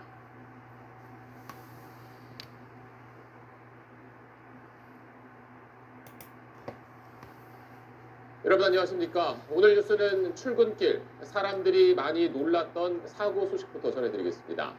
경기도 성남시에 있는 지하철 순회역에서 위로 올라가던 에스컬레이터가 갑자기 거꾸로 움직이는 사고가 났습니다.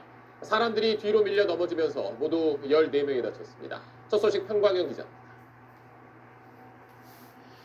지하철 출구로 올라가는 에스컬레이터. 갑자기 진행 방향이 바뀌더니 사람들이 한꺼번에 뒤로 밀려 내려옵니다.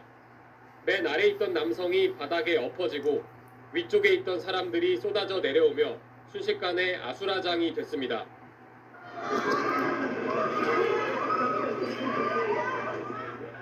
시민들이 달려와 쓰러진 사람들의 손을 잡고 일으킵니다. 사고가 난 건 오늘 아침 8시 20분쯤 경기 성남시 수인분당선 순회역 2번 출구에서 길이 9m의 에스컬레이터가 갑자기 역주행했습니다. 목격자들은 뭔가 고장나는 소리와 함께 사고가 시작됐다고 전했습니다. 갑자기 드르르르 쾅 하는 소리랑 함께 이제 갑자기 에스컬레이터가 멈췄다가 와르르 내려가가지고 이제 기어가 망가진 듯한 느낌으로 이제 힘없이 네, 사고가 난 순회역 2번 출구로 가는 길입니다. 수십 명이 탄 에스컬레이터가 갑자기 역주행했고 아래쪽에서 뒤엉킨 시민들이 부상을 입었습니다.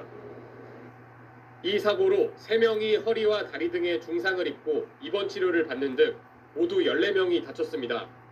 바로 옆 3번 출구의 에스컬레이터가 보수 작업으로 운행이 중단된 상태여서 2번 출구로 이용객이 몰렸던 걸로 알려졌습니다. 에스컬레이터 중간쯤에서 내가 넘어진 거예요. 학교 가던 길이었는데 다리도 다치고 팔도 다치고 손가락도 다쳤어요. 경찰은 일단 누군가 수동으로 에스컬레이터를 조작했을 가능성은 없는 걸로 보고 기계적 결함 가능성을 살펴보고 있습니다. 관리 주체인 코레일은 사과문을 내고 전국 역에 대한 일제 점검을 통해 재발 방지 대책을 마련하겠다고 밝혔습니다. SBS 현광현입니다. 네, 안녕하십니까, 김현우입니다. 더 많은 뉴스와 라이브 이벤트를 보고 싶으시면 화면 오른쪽을 눌러서 구독해 보시길 바라겠습니다. 또 저희 SBS 앱을 다운로드 하시면 속보 알림도 받아보실 수 있습니다. 항상 저희 SBS 뉴스를 시청해 주셔서 대단히 고맙습니다.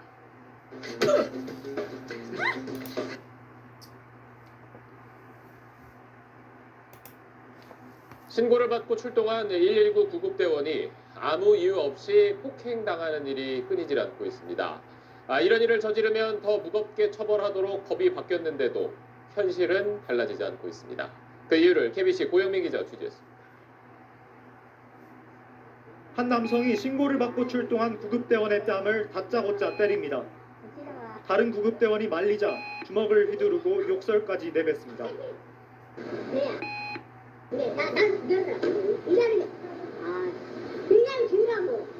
급기야 길바닥에 드러누운 이 남성. 경찰이 출동하고 나서야 상황은 겨우 종료됐습니다. 이유도 없어요. 그냥 개인적인 감정적인 그 표출을 저희 구급대원들이 많이 하는 상황이에요. 근데 대원들이 다시 떠올리기 때문에 PTSD가 있어서. 이처럼 출동한 구급대원들을 폭행하거나 이송을 방해하는 사례가 지속적으로 늘고 있습니다. 전국에서 발생한 응급구조를 포함한 소방활동 방해 건수는 지난 2020년 244건에서 2021년 260건, 지난해엔 300건을 넘어섰습니다. 지난 2018년 구조구급 활동을 방해하면 5년 이하의 징역 또는 5천만 원 이하의 벌금을 물도록 법은 강화됐지만 대부분 소액의 벌금이나 집행유예에 그쳐 실효성에 의문이 제기됩니다. 정말 아프신 분이 신고가 늦어진 경우 이런 게 있어서 그런 점은 좀 강하게 처벌이 됐으면 하는 점도 있습니다. 현장에서 대원들이 할 수 있는 건 경찰이 올 때까지 이 웨어러블 캠으로 증거를 확보하는 것밖에 없습니다. 생명의 최전방에서 시민의 안전을 지키고 있는 구급대원의 안전은 정작 외면받고 있습니다. KBC 고영민입니다. 네, 안녕하십니까, 김현우입니다. 더 많은 뉴스와 라이브 이벤트를 보고 싶으시면 화면 오른쪽을 눌러서 구독해 보시길 바라겠습니다. 또 저희 SBS 앱을 다운로드 하시면 속보 알림도 받아보실 수 있습니다. 항상 저희 SBS 뉴스를 시청해 주셔서 대단히 고맙습니다.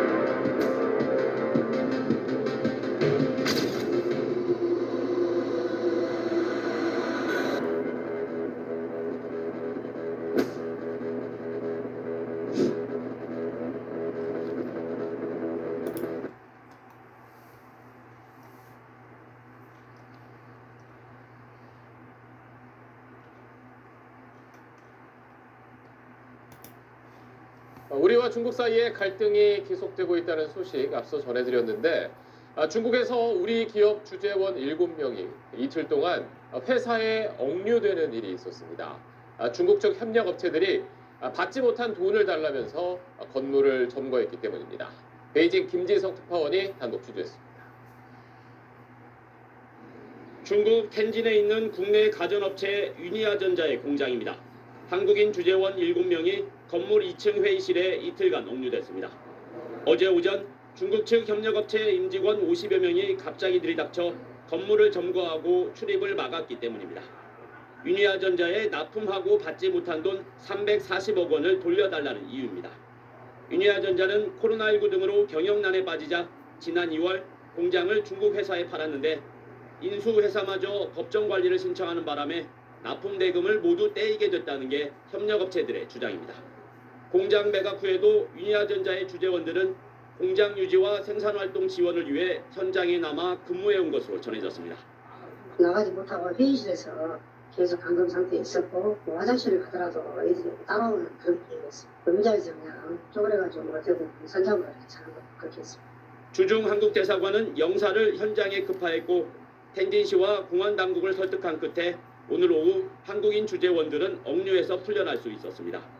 주재원 안전을 위해 위치 정보도 공안에 제공하기로 했습니다.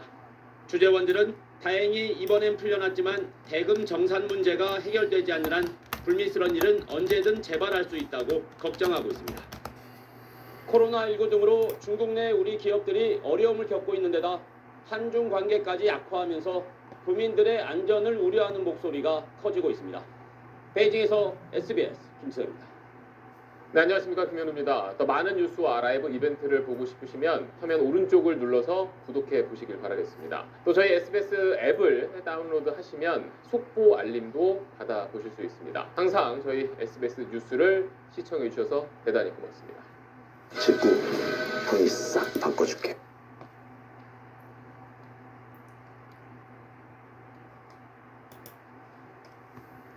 어젯밤 경북 칠곡에서 승용차와 자전거가 충돌해 자전거를 탄 10대 남학생이 결국 숨졌습니다. 중부 내륙 고속도로에선 중앙 분리대를 들이받은 화물차에서 철물 자재가 쏟아지면서 2시간 넘게 도로가 통제되기도 했습니다. 추재훈 기자가 사건 사고 정리했습니다. 알루미늄 패널 여러 장과 사고 잔해들이 도로 곳곳에 흩어져 있습니다. 경광봉을 든 경찰의 안내를 따라 비상등을 켠 차들이 속도를 줄인 채 도로를 빠져나갑니다. 어제 저녁 7시쯤 경북 성주군 중부내륙고속도로 성주휴게소 인근을 달리던 7.5톤 화물트럭 타이어에 구멍이 나면서 트럭이 중앙분리대를 들이받았습니다. 이 사고로 화물트럭에 실려있던 알루미늄 패널 등이 반대 차선에서 오던 트레일러를 덮쳤습니다. 인명피해는 없었지만 사고로 2시간 넘게 양방향 통행이 통제됐습니다. 경찰은 화물차 운전자를 상대로 정확한 사고 경위를 조사하고 있습니다. 어젯밤 9시 50분쯤 경북 칠곡군 석저급에서는 승용차와 자전거가 신호등을 들이받았습니다. 이 사고로 자전거를 타고 있던 10대 남학생이 숨졌고 운전자는 부상을 입었습니다. 경찰은 차량 블랙박스를 분석하고 있습니다. 어젯밤 10시 40분쯤 전남 나주시 평산동 도로에서 4.5톤 화물차에 불이 났습니다. 타이어가 파손되면서 분리대를 들이받은 후 불이 난 것으로 추정됩니다. 불은 화물칸에 실려있던 식자재 10톤가량과 차량을 모두 태워 1억 3천만 원의 재산 피해를 내고 50분 만에 꺼졌습니다. KBS 뉴스 추재훈입니다.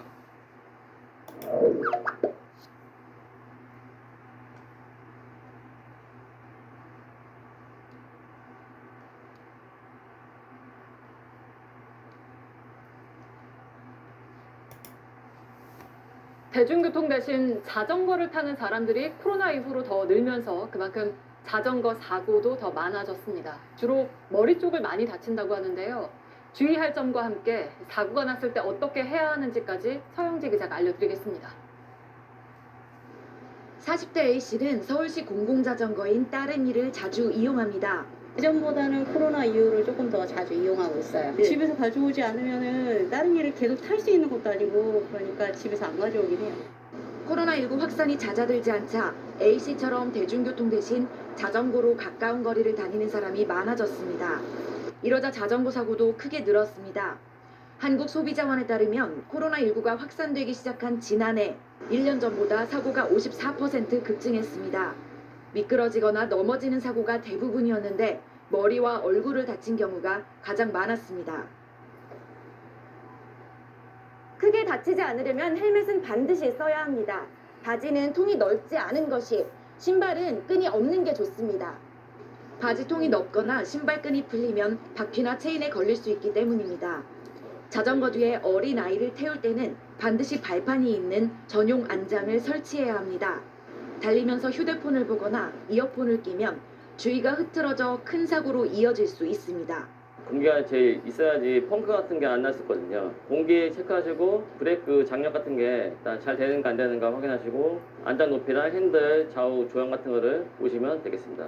자전거를 타다 사고가 났을 땐 보험회사에서 치료비를 받을 수도 있습니다.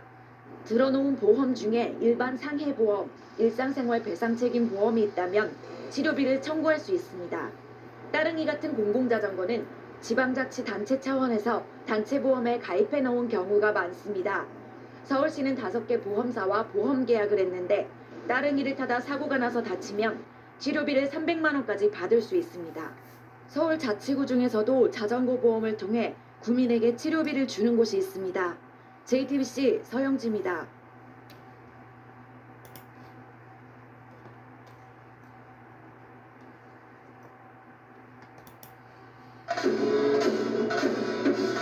셋은 찐 힘드니까 찐생홍삼. 치매를 앓고 있는 80대 노인이 자전거를 타고 고속도로에 진입했다가 버스에 치여 숨졌습니다. 하이패스 전용 무인 나들목으로 아무 제지 없이 고속도로로 들어갈 수 있었습니다. 김은초 기자입니다. 경부고속도로 부산 방향 옥산 휴게소 입구. 국도에서 고속도로를 탈 수 있는 하이패스 전용 무인 나들목이 설치되어 있습니다. 고속도로에서 차량 한 대가 나들목을 통해 나오는데 자전거 한 대가 역주행을 하며 고속도로로 들어갑니다. 자전거에는 노인 한 명이 타고 있습니다. 고속도로에 진입한 자전거는 2, 3차로를 가로질러 1차로 버스 전용 차로까지 진입했고 결국 달리던 버스와 부딪혔습니다. 다발성 골절이 있었고요. 소생 가능성이 없어서 심정지 유보로. 숨진 노인은 1시간 전에도 같은 자리에서 1차로 중앙분리대를 따라 역방향으로 걷는 모습이 포착됐습니다. 신고가 잇따르자 경찰이 출동했고 노인은 가족에게 인계됐지만 20여 분 뒤 다시 도로로 나와 참변을 당했습니다. 노인은 치매를 앓고 있었던 걸로 전해졌습니다. 인근 마을에서 고속도로 휴게소로 바로 이어지는 톨게이트입니다. 이렇게 차단봉만 설치되어 있다 보니 보행자나 자전거도 어렵지 않게 지나갈 수 있는 구조입니다. 드나드는 사람이나 이륜차를 통제하는 인원은 따로 없었습니다. 전국 고속도로 휴게소 207곳 가운데 9곳에 무인 나들목이 설치되어 있습니다. 경찰은 숨진 노인이 가족들에 인계된 뒤 다시 도로로 나온 경위에 대해서 조사하고 있습니다. MBC 뉴스 김우초입니다.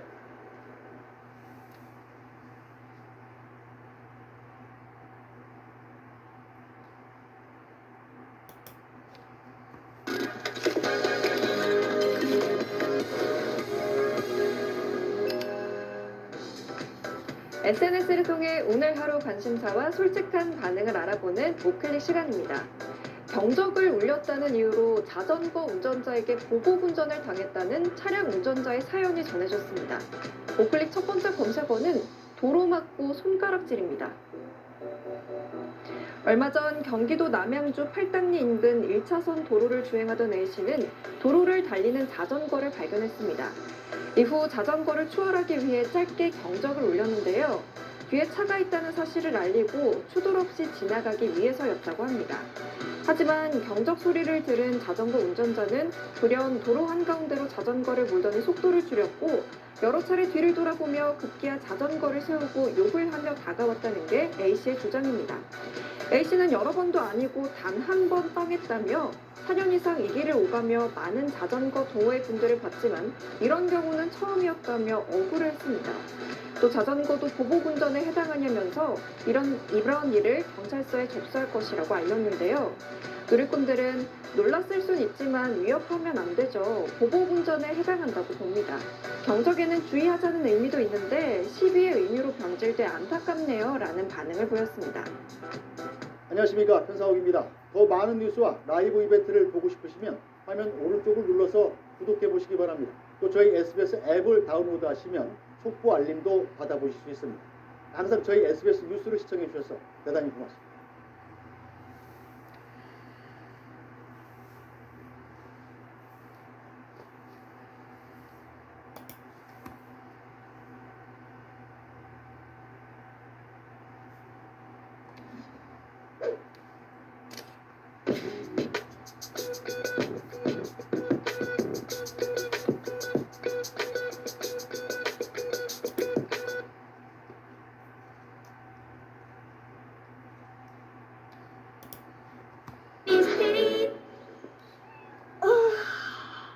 우리에게 일어났어? 불쾌한 아침 있는 네, 자전거는 도로교통법상 차로 분류돼 있죠. 그래서 차니까 도로에서 타야 됩니다.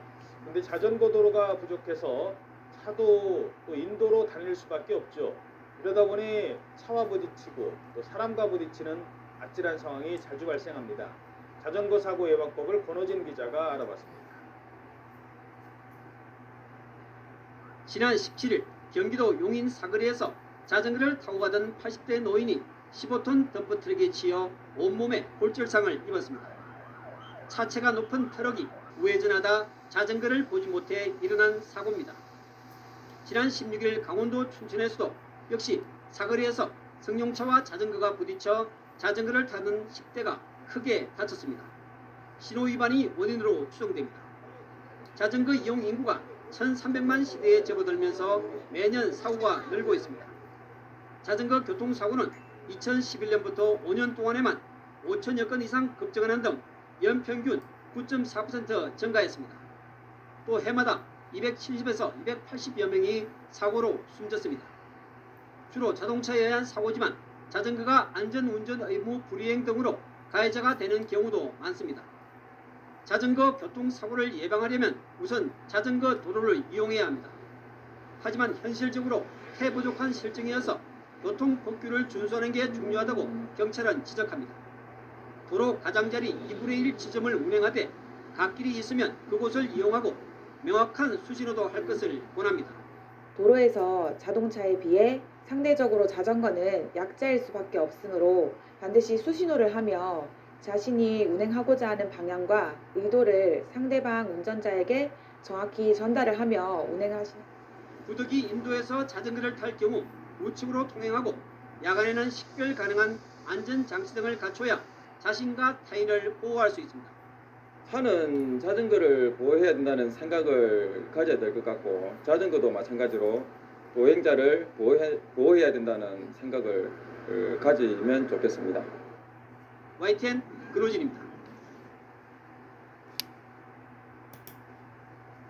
예, 4월 22일 오늘은 지구의 날로 알려져 있는데요. 또 하나의 날이기도 합니다. 바로 자전거의 날입니다. 우리가 일상생활에서 쉽게 접할 수 있고 쉽게 탈 수 있다고 생각하는 자전거. 그런데 자전거 사고로 인해서 하루에 한 명이 사망하고 있다는 사실 알고 계십니까? 경찰청에 따르면 지난해 9월을 기준으로 해서 자전거 사고로 200명이 넘게 목숨을 잃었는데 하루에 한 명꼴로 사망자가 발생한 셈입니다. 또 2005년부터 10년간 자전거 교통사고는 2배 이상 늘어났고요. 지난해에만 자전거 교통사고로 227명이 사망을 했고 17,000명이 넘는 사람들이 부상을 당하게 됐습니다. 자전거 인구 현재 1,200만 명 시대 안전하게 타는 방법을 한번 알아보도록 하겠습니다. 먼저 사고 통계를 보면요. 자전거 사고 사망자의 90%는 보호장구, 그러니까 헬멧 미착용자입니다.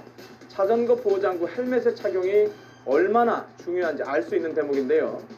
전문가들은 헬멧을 착용할 것을 권장을 하고 헬멧은 이왕이면 잘 깨지는 것을 구입하라고 말을 합니다. 현재 시중에 팔린 헬멧 모두 안전검사를 다 통과한 것이기 때문에 괜찮습니까? 예, 괜찮은 이제 가능하면은 사실은 깨지는 게 맞죠. 깨지는 데를 충격을 흡수하는 깨지는 안전장비로 헬멧 끼고 그다음에 장갑이라든지 그다음에 스포츠 고글이 있습니다. 바람을 막아주는 것. 그다음에 뭐 속도기 같은 것도 안전에 도움이 되고요. 그리고 중요한 또 한 가지는 수신호입니다. 이동 방향을 바꿔야 할 때 손을 이용하는 것이 안전에 도움이 된다고 하는데요. 올바른 자전거 수신호 방법을 한번 알아보겠습니다. 먼저 뒷바퀴 브레이크를 작동해야 하는 오른손보다는 왼쪽 손과 팔을 사용하는 것이 좋은데요.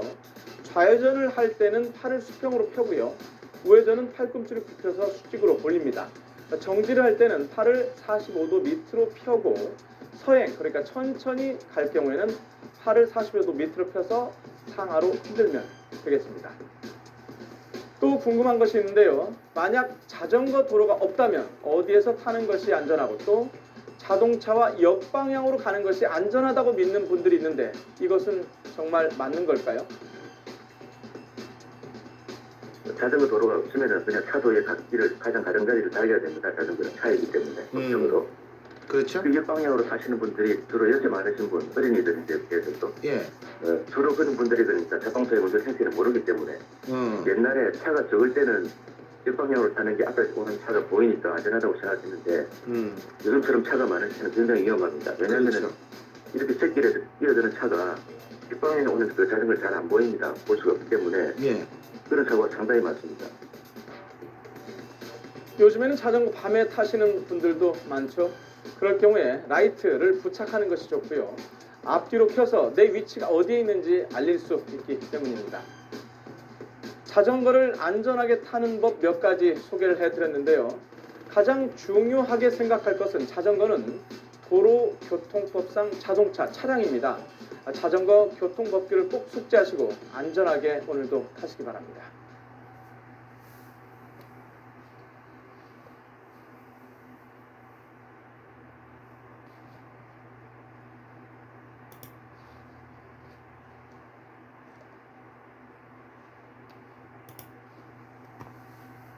자전거가 도로교통법상 차로 분류됐다는 것 알고 계십니까? 원래 도로에서 타야 하지만 자전거 도로가 부족해서 차도나 인도로 다닐 수밖에 없는데요.